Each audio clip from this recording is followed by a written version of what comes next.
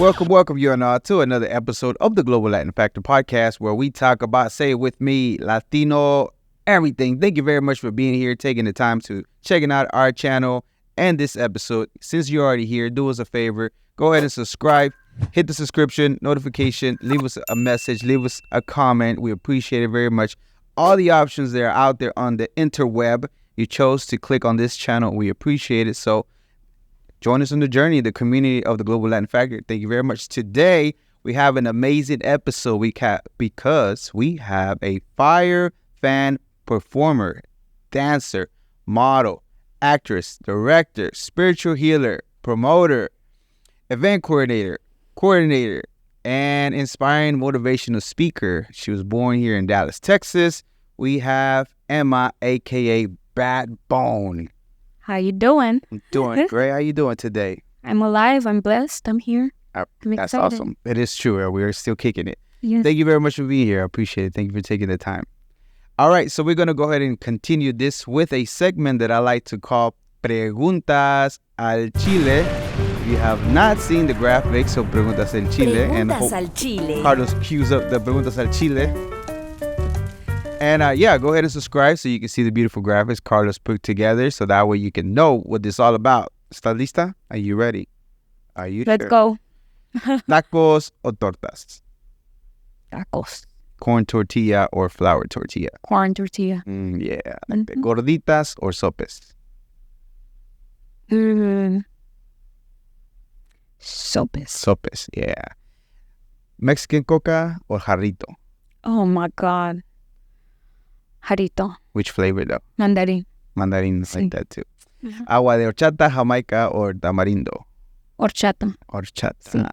We have salsa verde, salsa roja. Do you like spicy? Oh, I love spicy, Yeah. but it's a green. Green? Yeah, me too. Team salsa verde all day, every day, baby. Valentina, churros or flat? Oh, because I'll tear both of them up. Yeah. Coin flip. Same. You'll take what? No, you can't make a decision on this. You don't have to, but it's equally good for you. Man, yeah. That's good. That's good. Valentina, tapatio, Cholula, or Tabasco sauce. Hot sauce. Oh, man. Okay, so I'm a sucker for Valentina Yeah. and The Tabasco. black label. Yes. Yeah, the spicy. And Tabasco. Tabasco? But it depends on my Tabasco, though. Depends, yeah. Because they have different flavors, too. You like the original one, or depends on what depends on that? I usually go for the original one, Yeah. but the green one, the original one. I like the they have a chipotle version. They have, you know what? Yeah. Okay, I It's wasn't. pretty good. Oh. I liked it. At least I was surprisingly, it was tasty. It's for me. Okay, so I'm gonna have to check that one out. Yeah. Okay. They do so. And okay, so conchitas, the conchita breads, you like the brown ones, the white ones, or the pink ones? Oh, the white ones. The white ones. Yes. Yes. Yes. A conspiracy theory, we're going to go into a different way. A conspiracy theory that you can almost guarantee when you heard it, like, that has to be true. Can you think of one? Yeah. Well, I can think of many different ones, but I believe in aliens. Yeah. But as much as I believe in aliens, I believe there's a whole civilization underwater. Here or in another planet? Why not everywhere? Yeah. Why not everywhere? There's been, so I saw this video on TikTok, of course, that there was a lake under an ocean, and the guy that discovered shortly after his life ended, or his life was discontinued, but after he had found it. Oh. So why was there a lake under? And I didn't understand that. Maybe it was like a salt water, and then all of a sudden they found fresh water at a certain level. So I was like, that's a little strange. Did he like just pass away, or did he go missing? Shortly after he discovered, he was discontinued from this place. Lo terminaron. Wow. So, I mean, I think conspiracy theories, they're fun to think about, but I think some of them, that's why I asked, some of them you'll be like, no way that's not real. Like, it has to be, like, every story begins with like an origin, right? And that origin had something, and eventually once people carry over the story, it loses its meaning, but in the beginning it was something. That's how it came to be.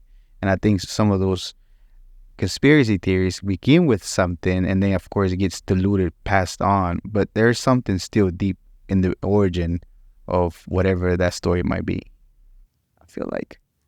I agree.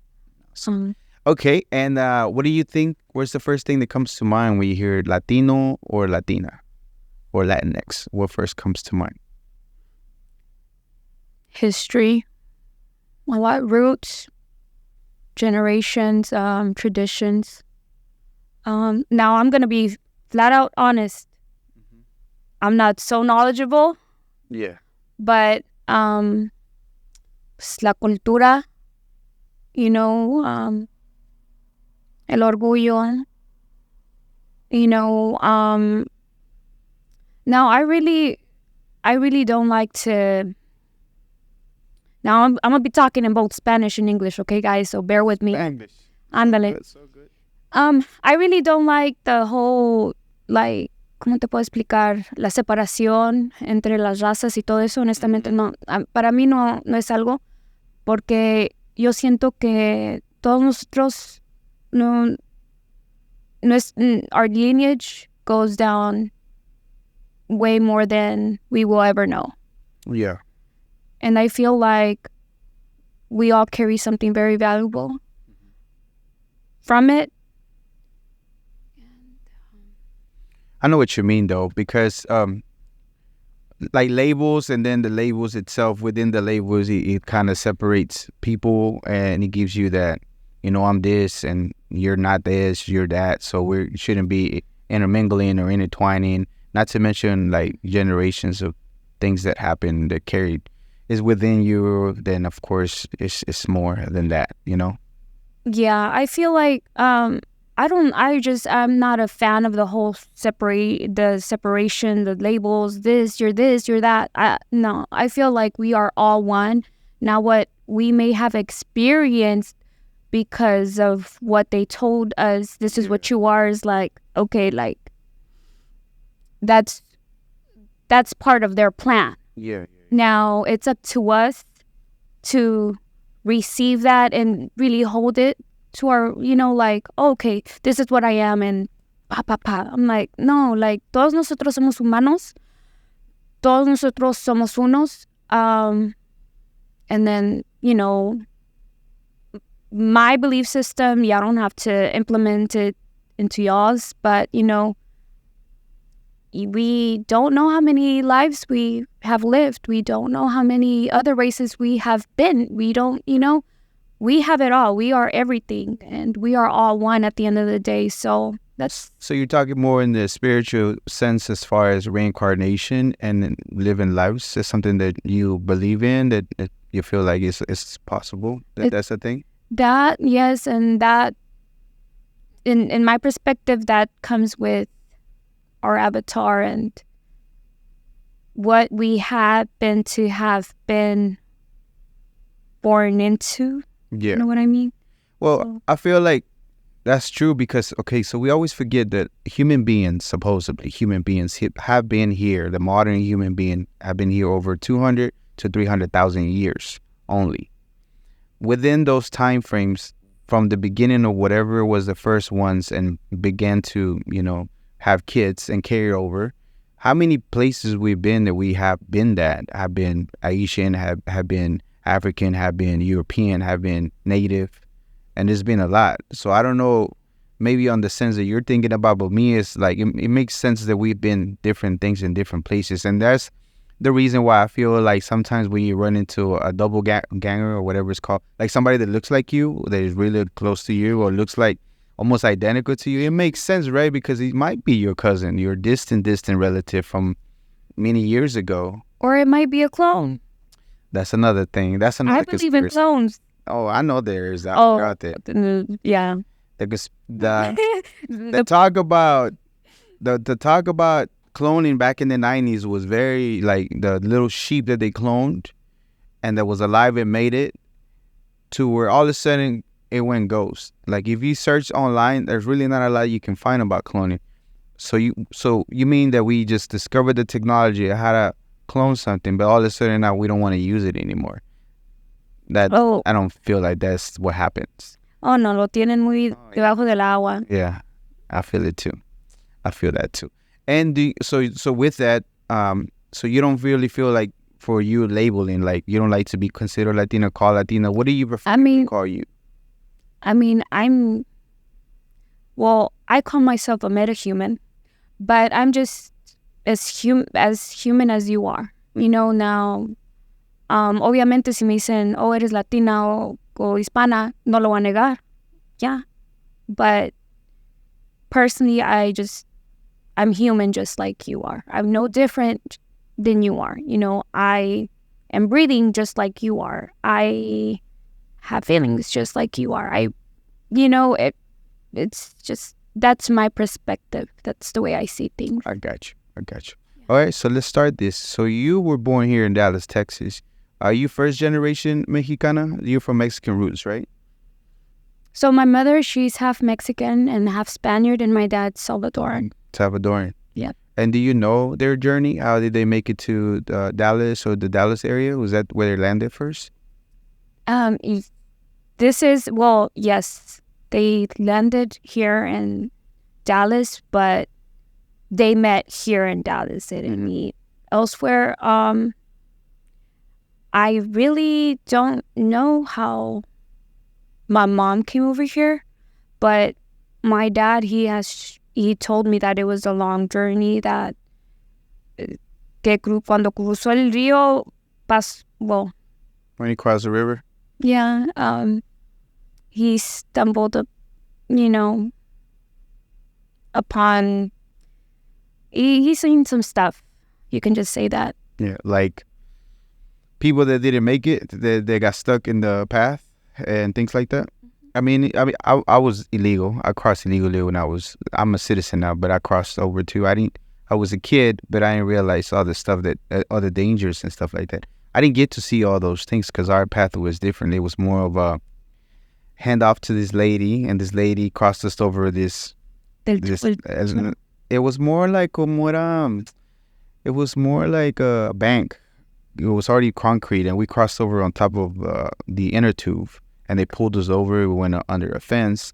We ran into a restaurant, making sure that the migra wasn't coming to get us. We waited there for a little bit, and then we took a taxi or a car to a hotel. We waited there, and when we flew to the airport here in Dallas. That's how we got here. With her people, we were supposedly her kids, and they were using their documentation to get us to. Wow. Okay. That's how we got here. Wow. Yeah. So I can only imagine people like my mom had to go through the journey of crossing and going through the border and having to see all those tough things, because they even got her and my uncle crossed together because my dad was already here, and they got robbed. And luckily that was the end of it, right? They just got robbed and they got caught and they got sent back, but they attempted again and they finally made it. But I can only imagine certain things of people that have to cross the actual desert, like your dad, or the actual places where people have to go and see the things that they have to see, because there's things that people don't talk about and people don't see over there. That's real. It's real stuff over there. Yeah. Wow. So he doesn't really like to talk about exactly what his journey is or anything, or you prefer not to ask him further because you know that there's something deeper there. My dad shares what he wants to share, and that's it. Yeah. So he won't go deeper into details, and I won't push him, because I'm like, all right, like, si quieres que nomás sepa esto, nomás esto voy a saber. So you sense that he doesn't want to open up more, so you just leave it alone. Yeah, I respect that. I do too, but I just be curious. I just be wanting to ask, depending on how you ask. Just, it'll be interesting to know the struggles and stuff, and better appreciate the things that we have here whenever you get to learn their history and how they got here. You know what I mean? At least for me. Yeah. I mean, what I do, honestly, I just kind of focus more on what I seen of him. Mm-hmm. So I have 3 brothers and I have 2 sisters. And, it's, you know, 20 years ago, 20 years ago, I really don't know how my dad did it. I mean, he worked all the time, pero verlo trabajar tanto con tantas criaturas, it makes me, now I wonder, I'm like, lo respeto mucho because I know that he worked and worked and worked and worked. And even when he didn't, I'm pretty sure he had his days where, estaba cansado o estaba enfermo, que no sentía que podía ir al trabajo, él todavía iba. Él trabajaba, como cualquier, any other parent, raining or not. But I admire him a lot because back then the pay was so minimum. Right. And so many children to feed. I'm like, wow, you really managed to take care of all of us, to have us fed, to have us dressed, to buy a house, to maintain it, to me in my eyes, like I look at his, he's older now. I look at his hands, I look at his feet, and I can just, when someone, older, se le mira las manos cansadas, los pies cansados, I can just see that, and I'm just like, le tengo mucha ternura, I'm like, I love you, Dad, I appreciate you. So now being older, you empathize with him and takes you back of what stuff did you really have to go through as far as work and everything else, knowing that you couldn't stop because you had a family to provide. And when you're there in that, because I feel you on that part, because my dad worked 2 jobs sometimes, my mom worked too, and I worked and gave my money, but sometimes it was I was unappreciative because I thought I was going to get something back, but I didn't realize how bad it was. Even at that time, whenever I was giving them my money to help them out, because they were trying to feed us and put clothes and bills and other. And I, ungrateful child, I was like, okay, whatever. I mean, I hope I get something back. But at that time, I didn't realize how bad it was, how much he had to really work. And then I never see my dad or my mom take a day off. Until this day still. But with that, I mean, I'm more, now I sit back and I reflect a lot because with my dad, because he was the only one that was really working, So with that came a lot of absence because my dad had to be working a lot. Cuando no trabajaba, pues, he would try to relax in his own way. But I felt, for him coming over here, yeah, it's definitely a lot, it's respectable. Mm-hmm. Tanto trabajar, pero con eso viene un sacrificio por mantener y tener la familia más o menos bien. So, yeah. So you have mentioned in one of your articles that you, even though you were the second oldest of 6, but you had to grow up really fast. Why is that? Is that for the same reason that he was always working? Well, part of that, mind you, I'm the second oldest. So I feel like whether you're the oldest or second oldest, you just naturally kind of have that role as a leader. It's like you see, por ejemplo, 5 hermanitos, ¿verdad? Mm-hmm. Pero uno de ellos is a leader, it's the one that puts la orden. So, I love my mom, pero no respetaban mucho a mi mamá. So my mom would say this, and the children would just act wild. So my role was I would have to, not discipline them, but, really be on, can I cuss? Yeah, sure. Okay, I'm just asking. I would have to really be on their asses, That's not a cuss word. I would have to really be on their asses. When I would have to like break them off if they would get into it. Later, as I was growing up, well, I don't want to get too personal, but I think I want to say my mom and my dad, they weren't on the best terms. You can say that. There was a lot of conflict. My dad como que llegó a un punto where he, not that he was losing it, but he just wasn't doing his role anymore. So with that being said, I just had to do a few things, just to bring some food to the table. Was that because of, if you don't mind me asking, because, I mean, again, I think it's a thing that happens in the Latino and the Mexican community.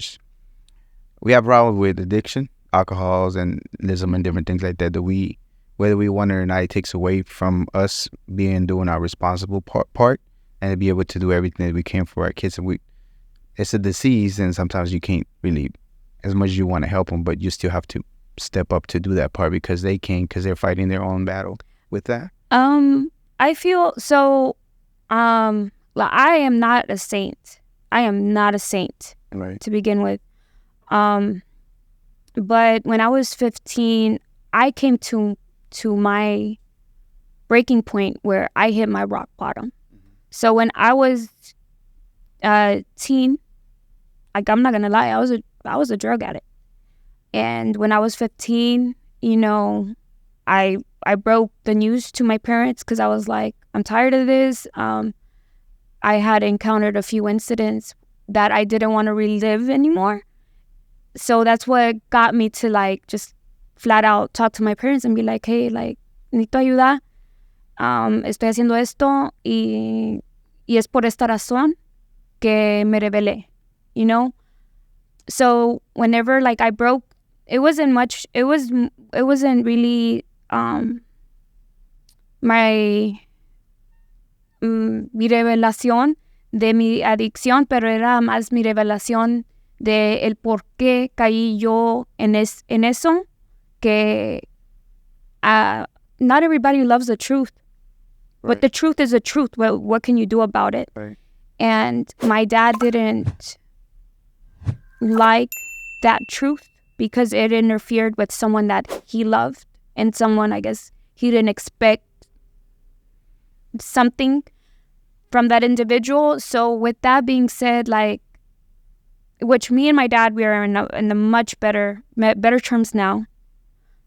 So I'm kind of jumping timelines. No, but good. Going back then, when I revealed, I just really felt his back turned to me.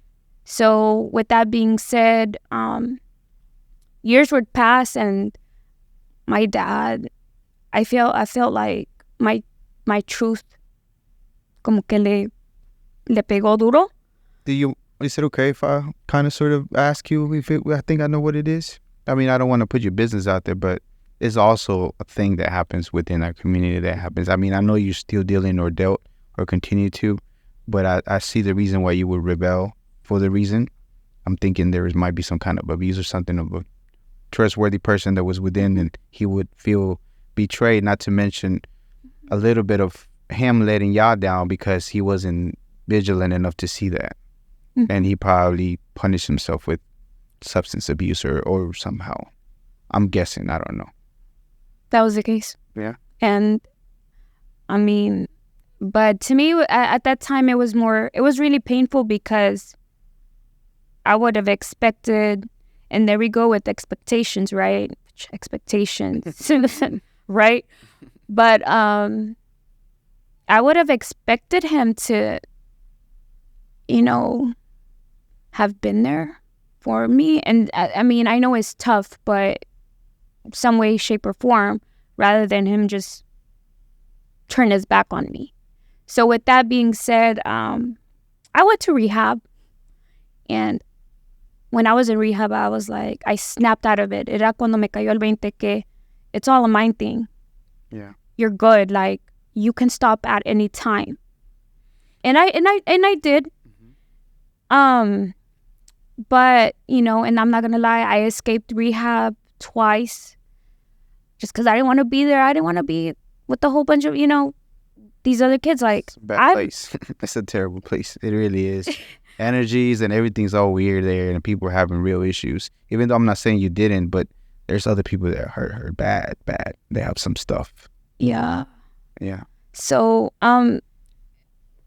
what it was is, you know, the third time I got tired of running away. So I called my dad. I'm like, you need to come get me, because I'm going to sit here and I'm not going to move until you come and get me, because I'm not going to run away. But you have to come and get me. Cuando él me agarró, haz de cuenta de ahí hasta que cumplí mis 18 años fue un desmadre total.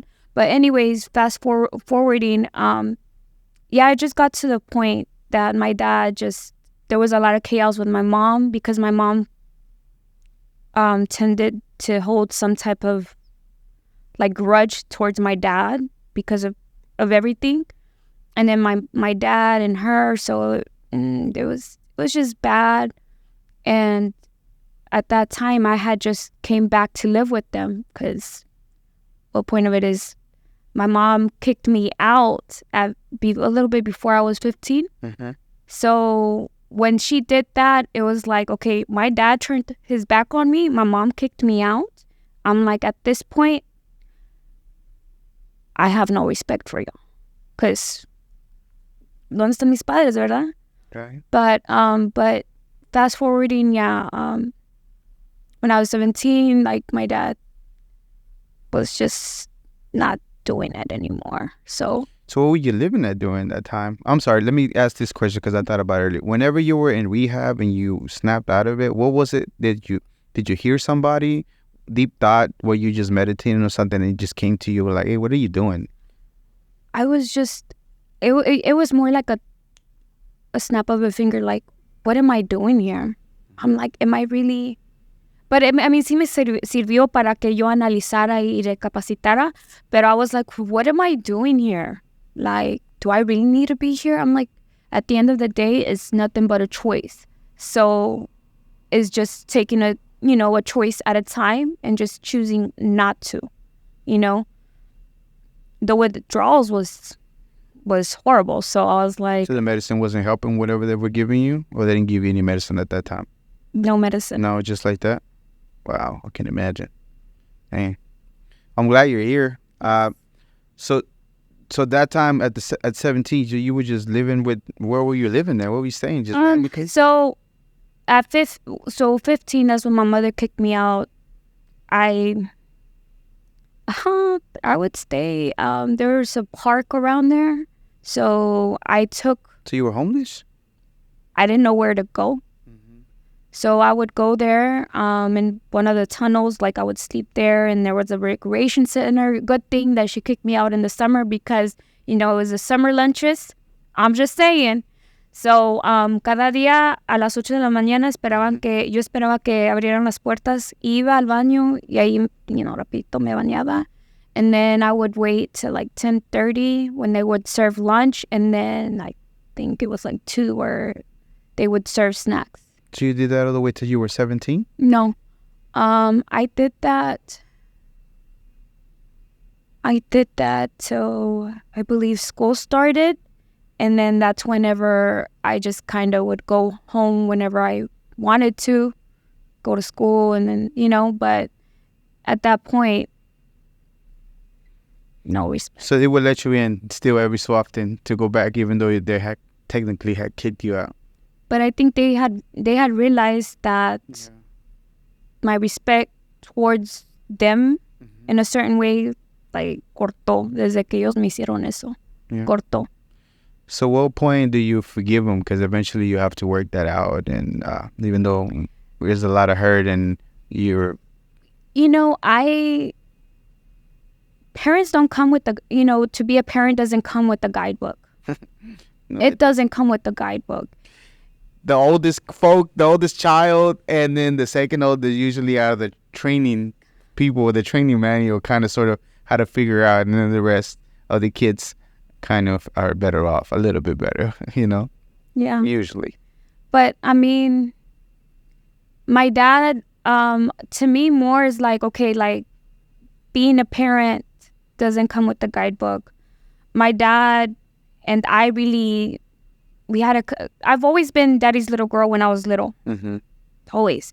But as I grew older, yo soy la persona que te echo las verdades en tu cara. And my dad would like get so mad. He's like, I'm your father, respect me. I'm like, I am respecting you. I'm telling you the truth. You need to hear this. So it was like bumping heads. So me and him, it was more bad times than anything. But what year are we? Okay, 2020.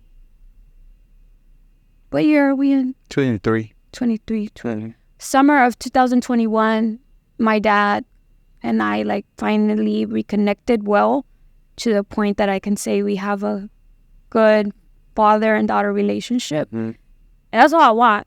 Like, the past is the past. Like, thank you, porque tal como mi madre, como mi padre, anyone that gives you an experience, whether it's good or bad, son tus maestros. Te enseñan.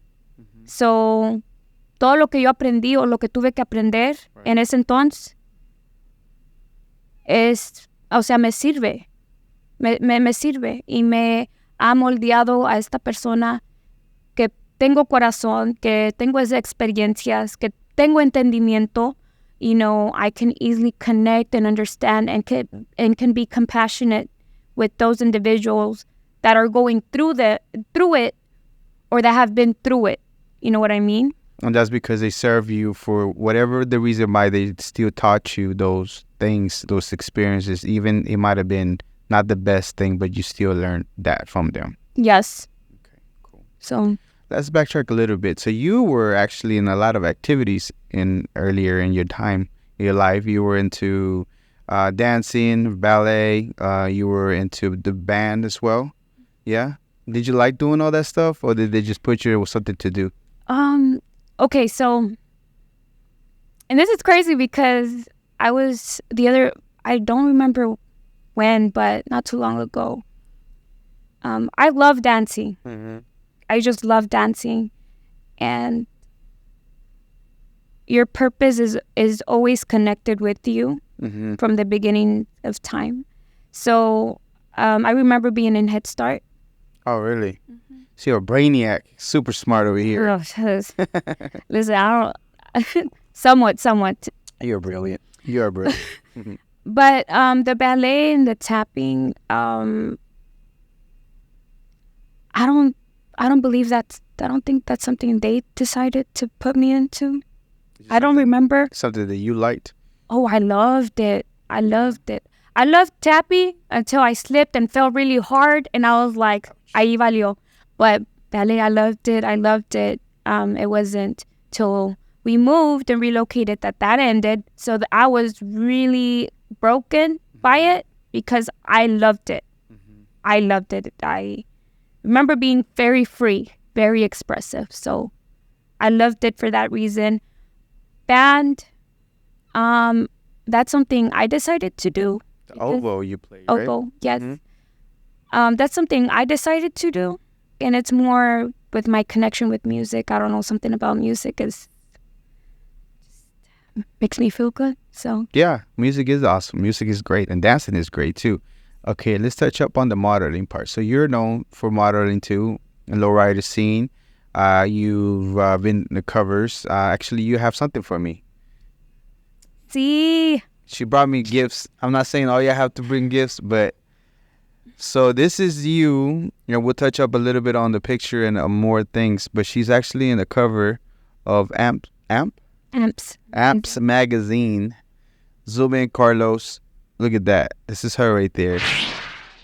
Quick break to let you know, thank you very much for being here. We appreciate it. I know you know that it helps us whenever you subscribe. Hit the like button and comment. Help us out. We appreciate it very much. And now back to the episode.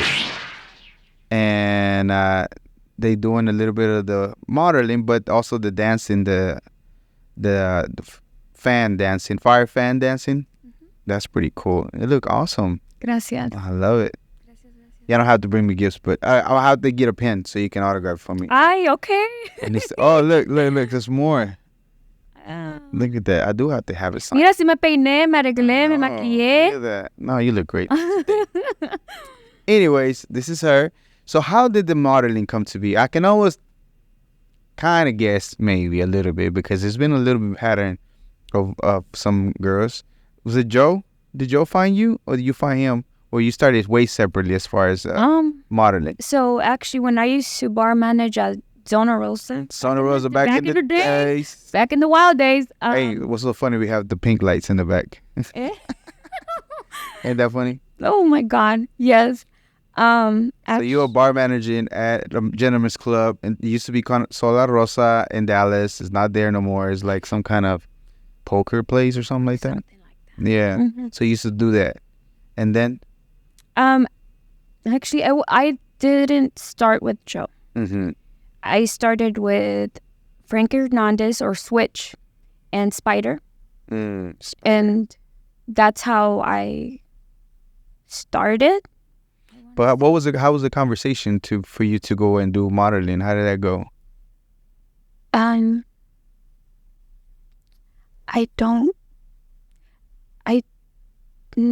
Well, I know it was through Frank. Mm-hmm. And I can't really pinpoint it because it was a very, very, very long time. But point of it is that he started getting me to go to shows, and to be very frank, yo no sabía lo que estaba haciendo, pero bueno. Do you remember your first time, la primera vez que fuiste? La primera Very vez. first time. No recuerdo. My memory. So good. But I didn't have anyone like tell me what to do. How to strike a pose, how to stand, how to look at the camera, none of that? None of that, no. And actually, I'm not going to lie. I don't want to say this, but back then I was very inexperienced. Mm-hmm. So cuando modelaba, yo estaba como más entre el medio desmadre, a little bit lit, taking pictures. So that's not, looking at it now, I'm like, okay, I grew from this. Mm-hmm. So, yeah, but that's how I started. So, and that was, do you remember it was a car show? Yeah, it was nothing but car shows. So 2002, vaguely remember that you were there, but you did your first one, and you might have been or not a little bit lit to help you relax. Is that because just to help you relax? Yes. Yeah? Yeah. So was it nerve-wracking, I imagine? A whole bunch of people I didn't know. I'm like, oh, there's cameras. I'm like, oh, and I'm supposed to look pretty. I'm like, oh, this is too much. This was the only.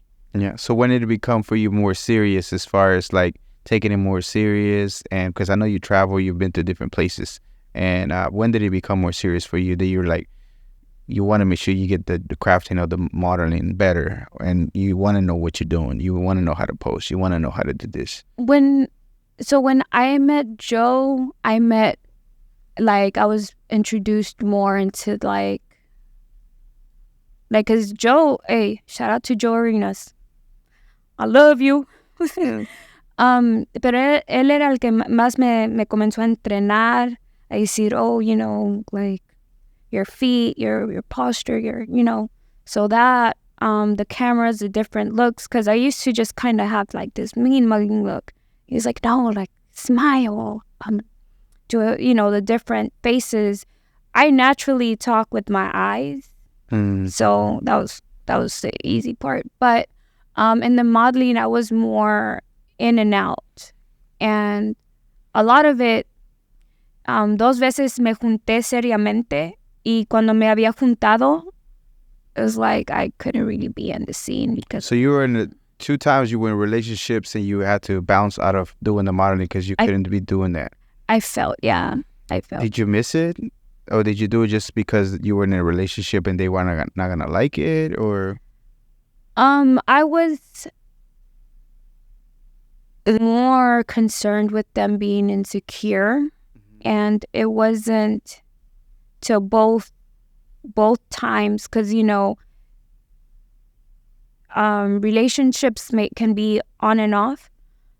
So it wasn't until like cuando me había separado that I got back into the scene. And cuando me junté para atrás, era like, all right, I'm coming with this. So I don't care what you got to say. I'm going to do this. So you're either with it or you're not. Mm-hmm. But that's what it was. But it wasn't until, I want to say, when?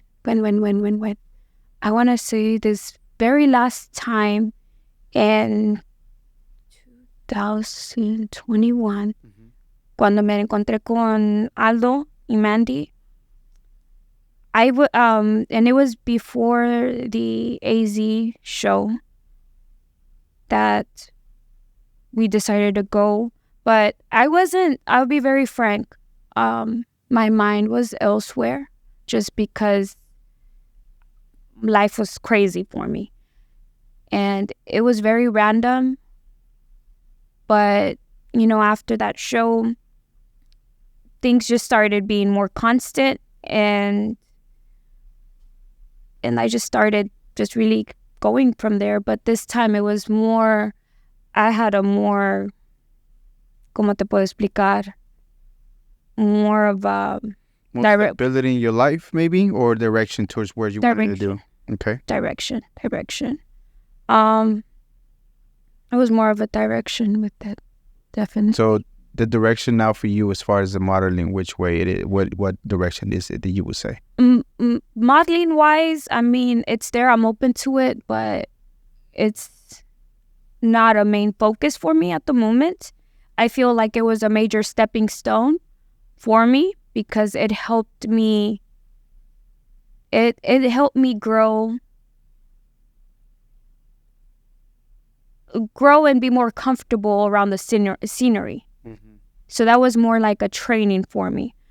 But honestly, with the modeling, I'm not, like, if it's there, I don't mind it. Pero lo que tengo más en mente is, mi arte, my art, which right now I'm focusing on anything that feels good, which I'm not saying modeling doesn't feel good, because I'm always surprised, I'll be honest, I don't realize my outside avatar until some of these images pop up, and I'm like, whoa, that's me.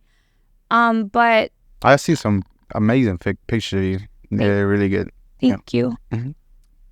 Pero ahora más es lo que yo me estoy enfocando más, y especialmente in my healing journey is, I wish I would have been better guided with life and all the chaos and trials and tribulations and all my confusion that I had to clear out on my own. And it's a work in process. I'm still doing it.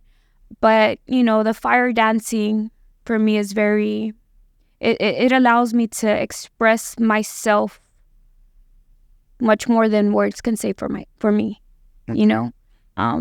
So the fire dancing started about 3 or 4 years old. You were kind of introduced to it, but later a friend of yours, Erin, she was playing with her oppies.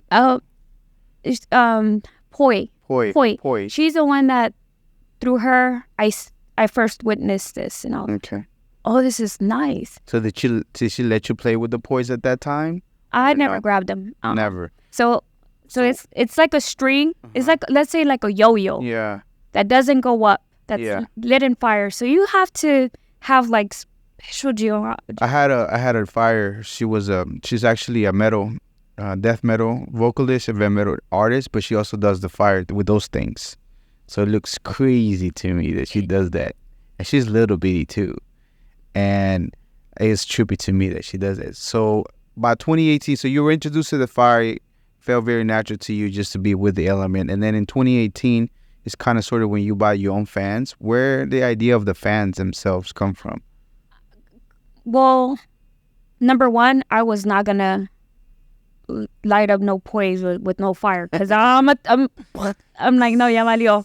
No. So you feel like you needed more control with the fans? You had more control for you? Yes. Okay. So you just randomly bought them? Have you been pondering for a little while to get them, or how did it happen? Just bought them? Yeah. Sporadically, I just spontaneous, just buy me some fans. Yeah. And then you lit them up. And that's it. Yeah. I mean, people, I mean, I don't listen to the naysayers, and people's fears, that's y'all's problem. That's not mine, and I'm not going to make it mine. But honestly, el fuego, como yo lo miro, te respeta igual como tú lo respetas. Y a mí, gracias a Dios, well, there's been 2 times, but they were very minor, that I got burnt, but they were very, very minor.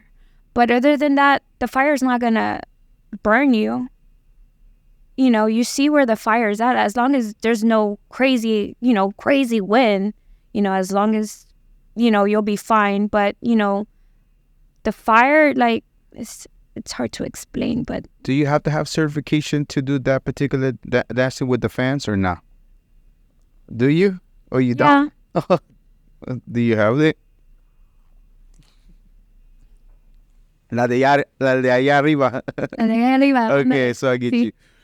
Okay, so it's something interesting you said on the article of Amps, that you were saying that my fire, and I thought it was pretty interesting that you called it like it was yours, like for you. Why do you feel that? You wanted to call it or it is yours? Because you're right. I think with everything, if you don't respect it and give it its respect, and you could get burned or anything else.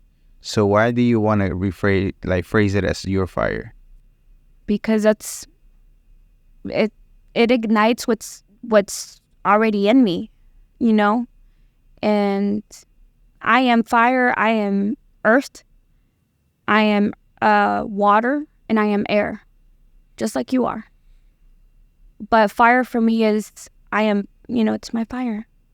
And then I also read that it's a little bit of, at that time when you grabbed it, it was you had a lot of things going on. There was a lot of energy that you needed.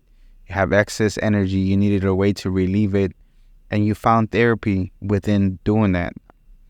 Is that what happened? Yeah, I feel like, maybe the sound, because when I light them, it sounds, it sounds like that. Like, they are loud. Mm-hmm. That the visualization of seeing the huge flames, the smoke, all that. So when I see that, I'm literally like, cualquier emoción que tenga yo, whatever anger, whatever sadness, whatever I'm unable to express or to even yell out, mm-hmm.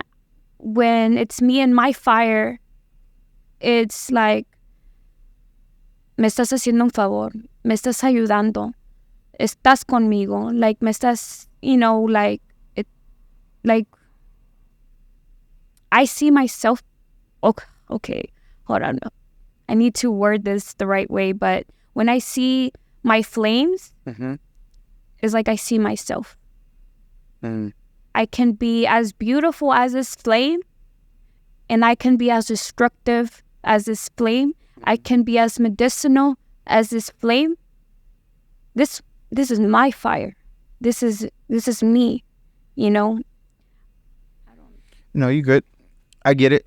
I mean, I wouldn't be able to get it because I never done it before, but I know there's other ways for me to get, like, for me, I like meditate, and I like to be quiet and be in peace and just chill, and I don't, working out maybe a little bit, but not too much of releasing anything. It's mostly of just meditating, and that gives me anything. I don't never dab with the elements as far as water, being in the water and things like that. I just like to be maybe with the air because I understand breathing more, so that's appreciated. But you also wanted to clarify something as far as the people that think when you see you dancing that it's something else. It's like a misconception of what you're doing. So I've gotten several times que if it's a ritual, I'm like, what? Just because I'm dancing with fire? I mean, I don't know what it is that they think, or, los pensamientos que, son llamas del demonio y esto. Bro, like, I mean, if that's what you think, I mean, that's a reflection of yourself, dude, but... So for you like the art because you combine it with dancing, a little bit of ballet dancing, a little bit of not tap dancing, but ballet. Yeah. And mix in with the fire, and you just like the way it looks. And it takes a lot of concentration, because the other day I was on one of those little little medicine balls or half balls, and I was doing something, and I lost focus for a second, and I fell. And I never fell before in the gym, but I was like, somebody was passing by, and I took my eye out of concentrating on what I was doing, and I just to look for a second, and he threw me off, and I fell down.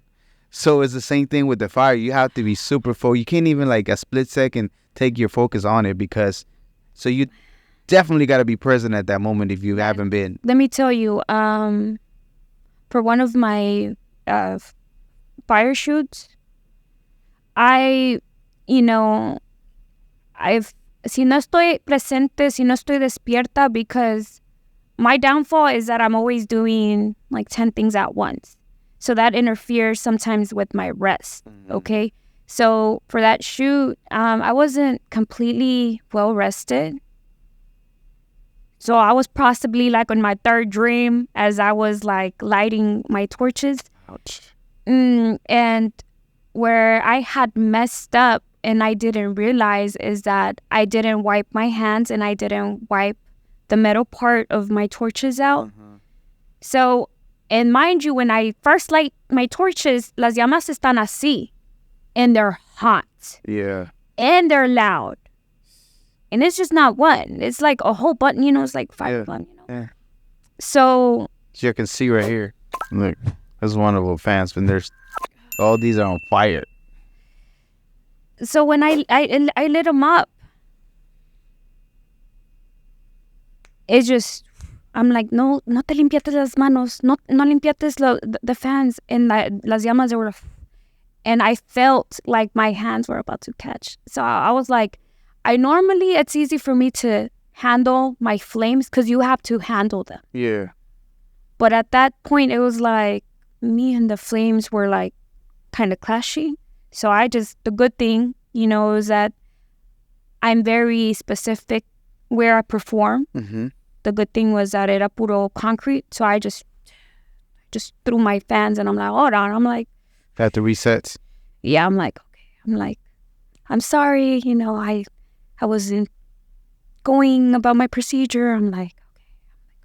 Y después de ahí, but definitely, I have to be very mindful.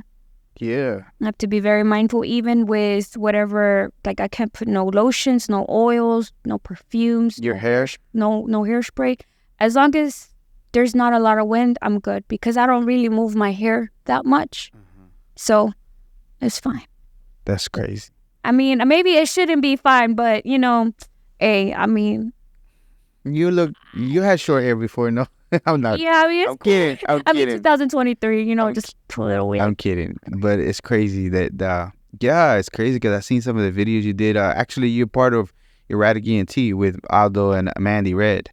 And you've done a dancing video for her for Calentura, which was pretty cool too. And the whole video is like 3-something minutes, and the whole time you're going at it. I don't know if it was, I didn't see that there was any edits that they were using the same footage, but I think you were going at it for a minute. How long would that shoot take, and how long were you doing that? It had to be a little while. Llegamos a las 5:30 de la mañana. A.M.? Jeez. A las 5:30, yes, because we had to catch that sunrise shoot. So it was 5:30 de la mañana y terminamos a las 9. P.M. or 9:30? De la mañana. Hey, so that's... So the next day, 6, 7, 8. Man, that was a whole workout. The next day, I was like stuck in bed. Are they heavy? What? Those fans? No, I don't think they're heavy. You don't think they're heavy anymore? No, they're not heavy at all, but you do have to have strength in your hand because... Why are you looking at my biceps? Girl, I'll be working out. Oh. I'm like, look at them beauty arms. You don't got what it takes to lift them. No, I do. I got them if I wanted to. But you definitely need a lot of strength and stamina to keep going. You got a lot of core too. Yeah. So that's crazy. So do you work out regularly too? I hate working out. Why? Well, I mean, I only work out when I dance, to be honest. See, but those are workouts too. Yeah. Technically, you're getting your heartbeat up. So it might not be lifting at the gym, but it's a form of workout. It's better than not doing anything. Yeah, for sure. Absolutely. And I'm pretty sure dancing is like, I don't know exactly what the statistics are, but I'm pretty sure it's a big workout. It's a good workout. So yeah. Okay, so you wanted you had mentioned something about the dark side of modeling, or the darker side that people don't talk about.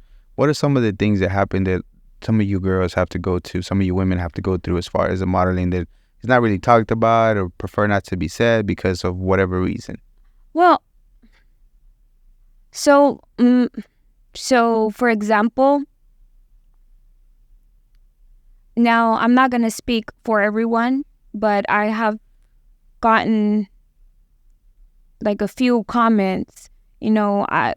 People, I guess, have a misconception that I don't like to even say the word models. I don't like that word. Which one? Models. You don't like that word? I don't like that word. What is the preferred word that you like? I haven't found it yet, but let's just use it, right? Nomás porque miran una cara bonita o un cuerpo bonito, dicen, ellas han de tener una vida perfecta. Ellos que saben de problemas, or, I'm like, and I be getting very confused because I'm like, hold on, like, we have a life too. We experience life too. It's not just the makeup, the hair, whatever. No, we go through it, but it's like a lot of people just dismiss it, like, well, you don't know anything, you don't know the struggle, you don't know this, you don't. I'm like, how is it that you do know that I don't experience none of this? That again, I feel like a lot of people think it's just given, and it's not given. It's not given. Mandy and I, we have this quote. Well, not quote, but she introduced me to it, and it's the 10K hours. We've placed 10K hours, so to speak. For mastery. And with that comes a lot. It comes a lot of closed doors. It comes a lot of reroutes. Some people give up con el primer no. Yeah. Pero ¿dónde está tu pasión? Where's your loyalty with your dreams? Where's your loyalty with your vision? And even through the journey, I've had multiple times I wanted to give up. You have a few relationships that kept you from continuing to. That put a pause on it, yeah.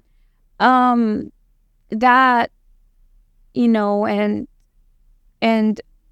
some of us, well, I mean, I'll speak for myself. Like I mentioned, like Aldo, I work a lot with Aldo Emmanuel. Shout out to the homie. He was here. We did an episode with him too. Yeah. I see. I had the whole erotic ENT. I think it's only 3 of y'all so far. So anybody else, bring them over. Hey. But even like whenever like he shoots and we start viewing these images, antes de mirar esos imágenes, like at least how I live, I don't even realize, I guess, how beautiful I am, how radiant I am. And I feel like it's because of my, my dark experiences, my emotions and all that. And when I see these images, I'm always shocked. I'm like, so yo? Yeah. Like, is this really me? So with this, it has, not everyone knows how beautiful we are inside and out until it's like shown to us, But yet people have this perspective like, oh, tú eres así, te cargas así. I'm like, no, I'm not. Like, I'm not. Yeah. So do you think it's still part of one of your battles as far as healing, that you don't see the alignment, that based on who you are, based on the work you're done, that image should be somewhat of reflection of it? You shouldn't be surprised of seeing that, because what you've been and what you put yourself through, the healing that you're done. So it should equate, right? It shouldn't be a surprising for you. I'm a work in process, and even with the healing, you will feel better at some points in your life about certain things. You will feel better, but there's layers to healing. It's like también like the dark hole. There's it can go really, really, really, really down, and to the depths of that, you will never know. So, I am currently working on my self-love, and I want to say not too long ago, life got really interesting, and not a nice way. In a very, very challenging multiple ways, to where I was so close to like just throwing my towel because of how intense and how ugly everything was getting for me. And I seen my, little Emma, my little inner child. And honestly, I'm currently working with her, because she popped up and she was like, "This is your dream. What are you doing?" Like, this, the little girl in me was talking to me. It's like, this is what I've always wanted. And now you are there. You're, fast forward, like you are there. Why are you, por qué me vas a impedir algo que yo siempre he querido desde niña? O sea, me talking to me. So I'm now like, right now, everything that I think, that I do, or even my interactions with people, what I allow, what I don't allow, is I have to protect that little girl, and I have to put her first. So cualquier sueño que ella quiso desde niña, you know what? I'm loyal to you, and I'm loyal to my dreams. We're going to make this happen. Someone talks to me sideways, would I allow anyone to hurt my little girl? No. I don't have to engage. But you know what? Dismissed. Little Emma, you don't have to go through that. You're good. You're safe. I got you. I got us. So that's where I am right now.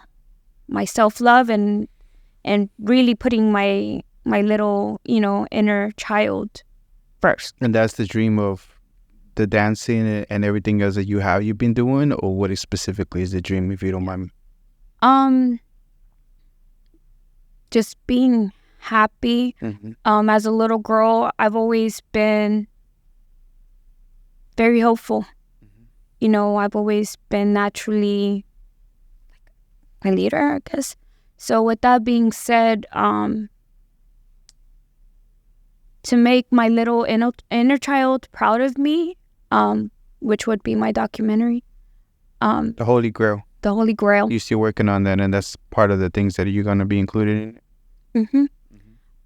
Part of that is I wished as a little girl I had guidance or somewhat of an idea, So without giving too much about the documentary itself would be some kind of guidance for little girls or somebody that's going through some stuff that might be able to help them? It would be, there's a little bit for everyone in general, and it's like, cuando las cosas suceden, we get stuck in the chaos because we are in the chaos rather than being the observer and seeing the different options and really being open to the different options that there is. But because we are unaware, that we allow ourselves to be caged in certain scenarios and certain patterns, it's like you have to distinguish them. And even whether it be with addictions, a lifestyle,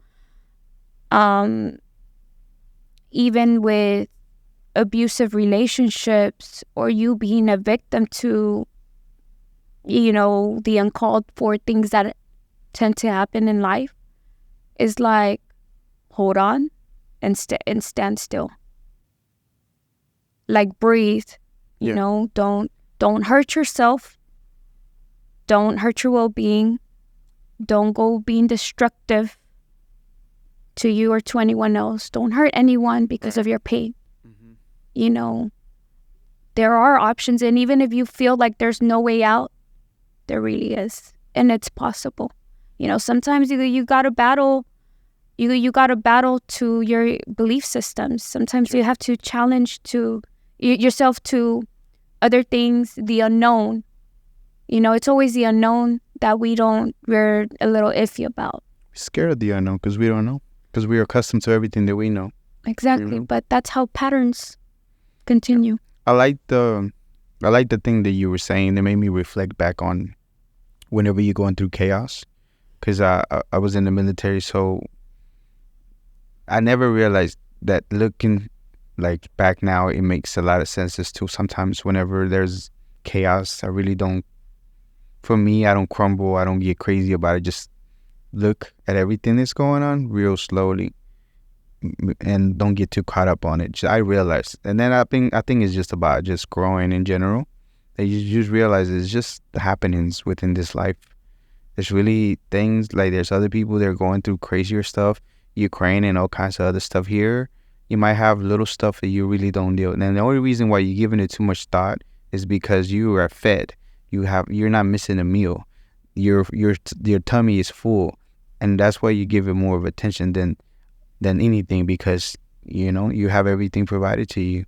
And then it's morely of a lot of the times for us is more of simpler things, not really traumatic things, but we make it traumatic because if we feel like that's the case. Like there's people losing people every day. Like I wake up sometimes and I really think, without thinking about anything else, I'm like, damn, there's a lot of people that didn't wake up today, and here I am.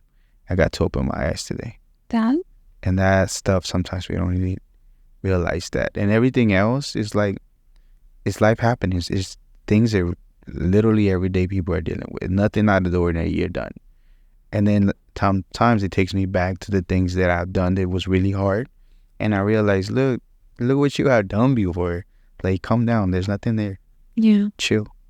So I really like, are you projecting the Holy Grail to be ready, or when are you going to be dropping it here anytime soon?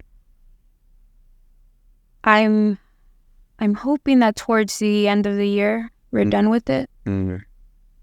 So you got everything, all the footage and everything that you were doing, and it's gonna be like an actual documentary of your life, or now because there's some very delicate information. I'm kind of going back and forth with myself. Like, do I want to label it a documentary? Because it's gonna be a little bit of everything in there. Mm-hmm. So no quiero problemas.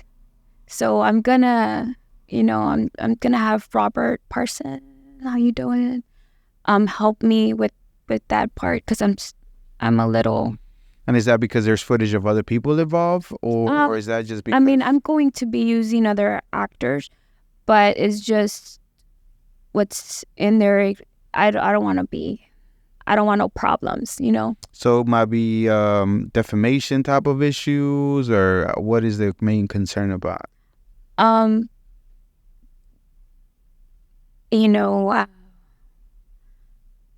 There's a little bit of everything. There's no lo quiero decir, but there's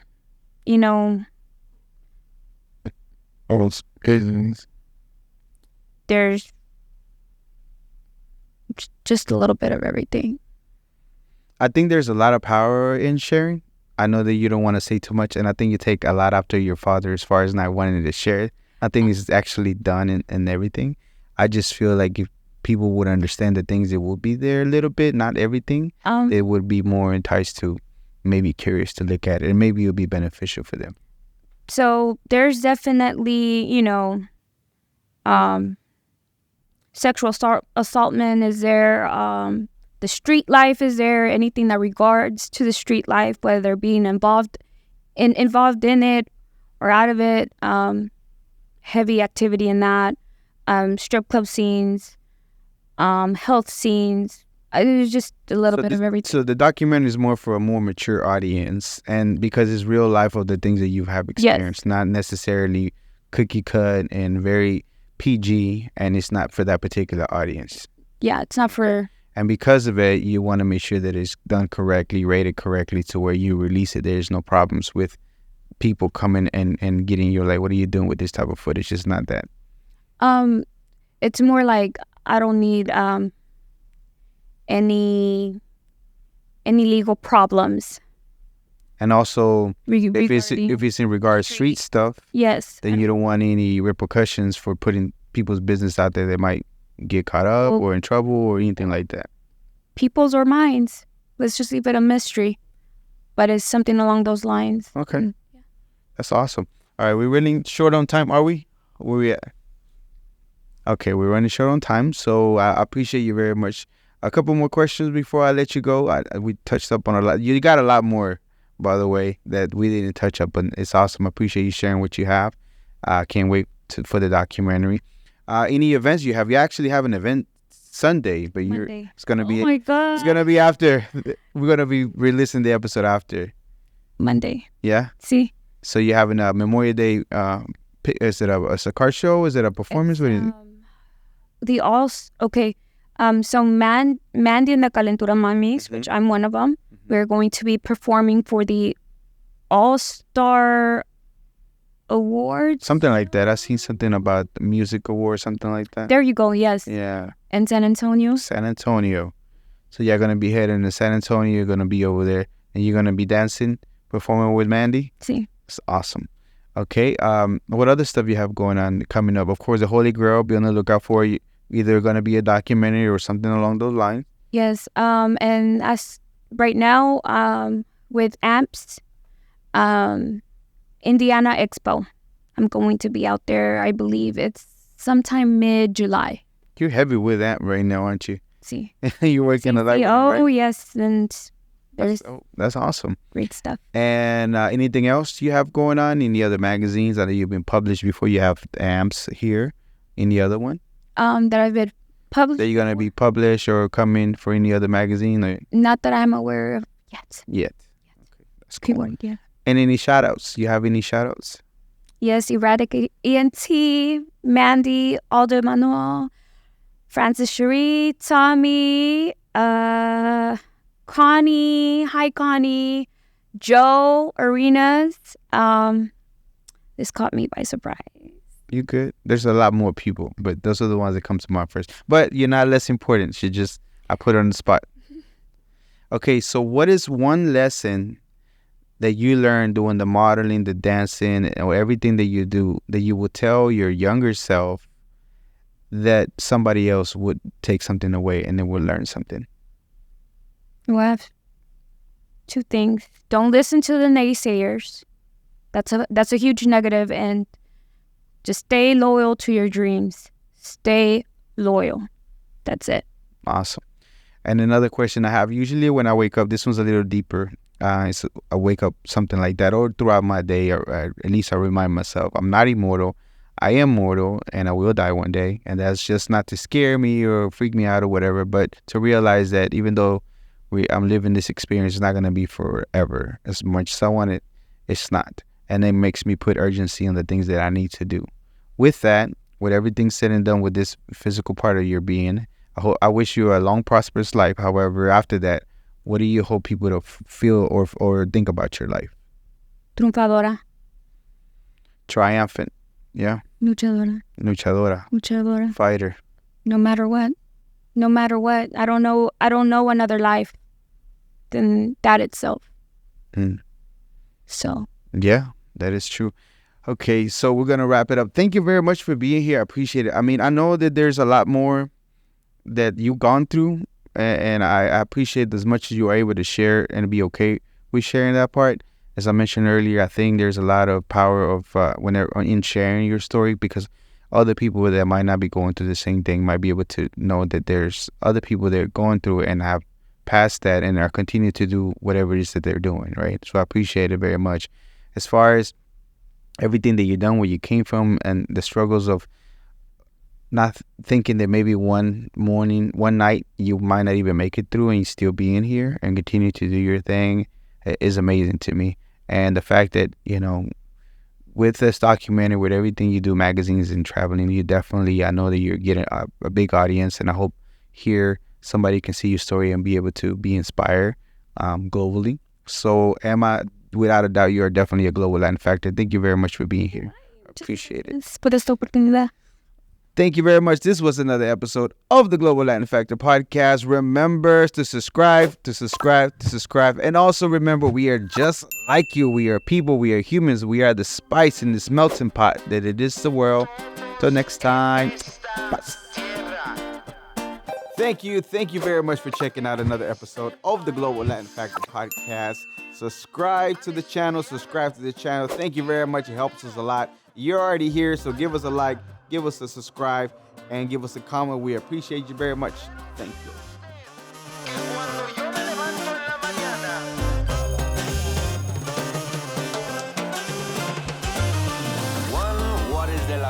Walks like a pedo, but in fact is a flamingo. Coming to Havana and reach from Puerto Rico. On a pirate ship, you don't know where do we go.